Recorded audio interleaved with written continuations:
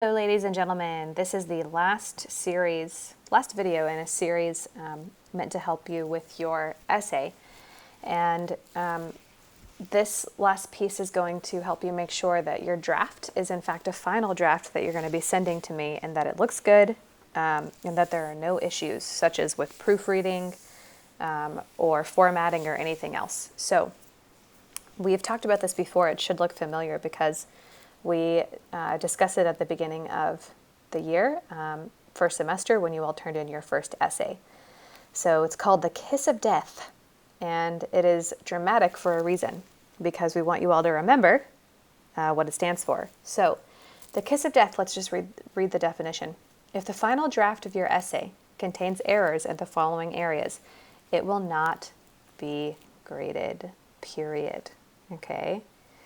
It is very, very important that you actually spend time making your draft a final one, and that you do not type something up the last minute and give it to me as a final draft littered with errors.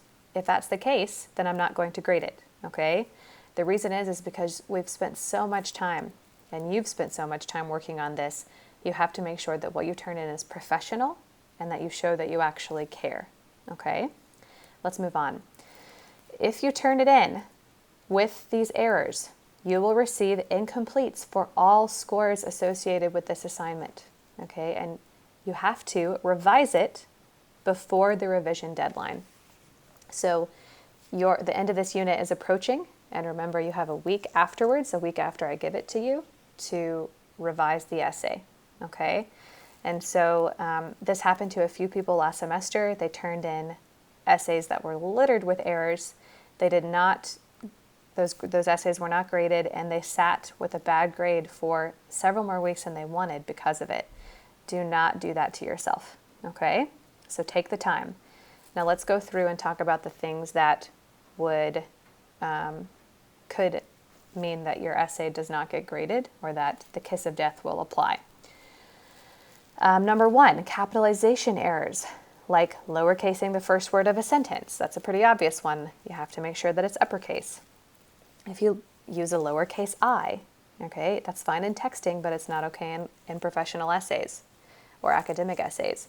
Lowercase proper nouns, okay, so names of places and people, you have to make sure that you do those in uppercase. And then another one that we see often is capitalization of random words in a sentence. So a student might use the words freedom and equality in a sentence, and then capitalize both of those words. You do not need to capitalize those types of words. Think about proper names and proper nouns, and that's when you need to capitalize words, okay? Number two, errors in homophones. And we've actually been going over these in my class. So there, and there, your and your, two and two. You guys, technically you know the difference between these, but I'm still seeing, when you guys turn in your work that's just first draft work, I often see errors here. So again, that's why this can't be a first draft. You have to go back over it and make sure that you have not made any errors in homophone usage. Number three, the use of you. This is when you say the word you, it's very infomercial-ish. It's also very elementary schoolish.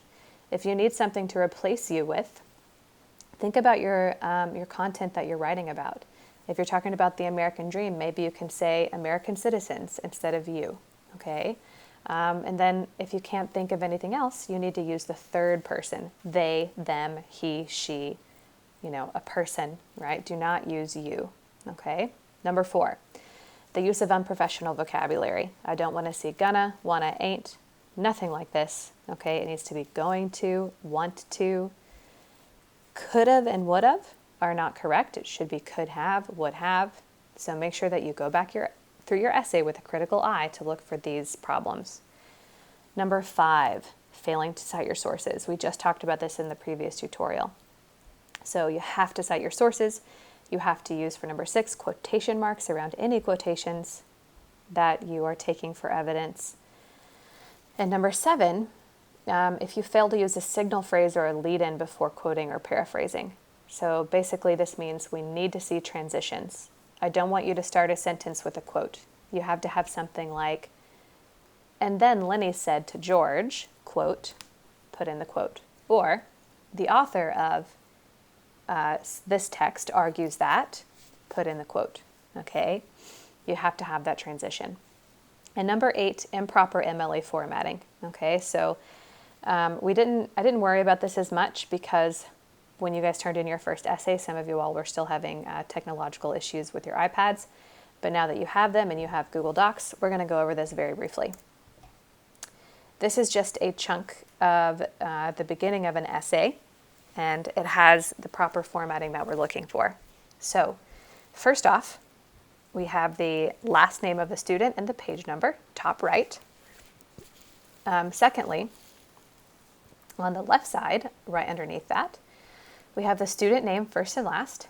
We have my name, okay, which is not my name, obviously, but the teacher's name, okay? So it would be Grace McCormack or Mrs. McCormack, whatever you want to say.